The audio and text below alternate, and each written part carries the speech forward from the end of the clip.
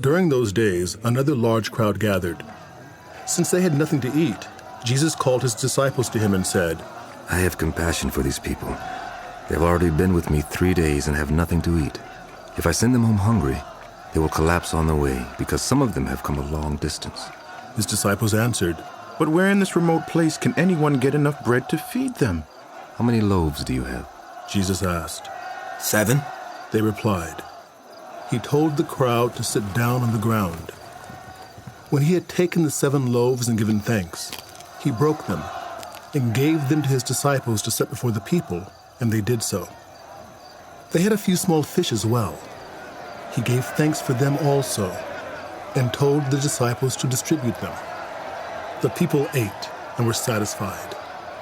Afterward, the disciples picked up 7 basketfuls of broken pieces that were left over.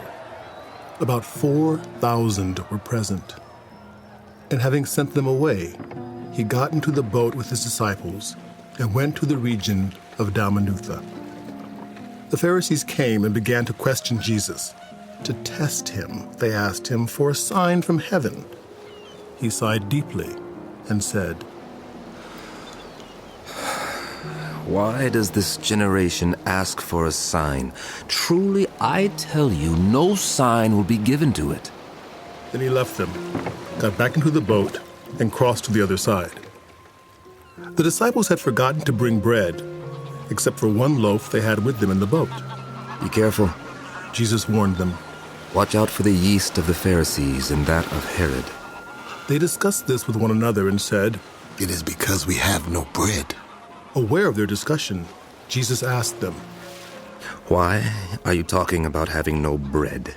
Do you still not see or understand? Are your hearts hardened? Do you have eyes but fail to see, and ears but fail to hear? And don't you remember, when I broke the 5 loaves for the 5,000, how many basketfuls of pieces did you pick up? 12, They replied. And when I broke the 7 loaves for the 4,000, how many basketfuls of pieces did you pick up? They answered. 7. He said to them, Do you still not understand? They came to Bethsaida, and some people brought a blind man and begged Jesus to touch him. He took the blind man by the hand and led him outside the village. When he had spit on the man's eyes and put his hands on him, Jesus asked, Do you see anything? He looked up and said, I see people. They look like trees walking around. Once more, Jesus put his hands on the man's eyes. Then his eyes were opened, his sight was restored, and he saw everything clearly. Jesus sent him home, saying, Don't even go into the village. Jesus and his disciples went on to the villages around Caesarea Philippi. On the way, he asked them, Who do people say I am? They replied, Some say John the Baptist. Others say Elijah. And still others, one of the prophets. But what about you? He asked. Who do you say I am? Peter answered. You are the Messiah. Jesus warned them not to tell anyone about him.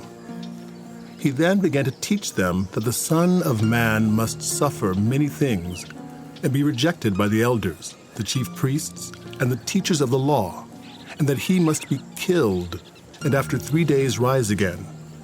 He spoke plainly about this, and Peter took him aside and began to rebuke him.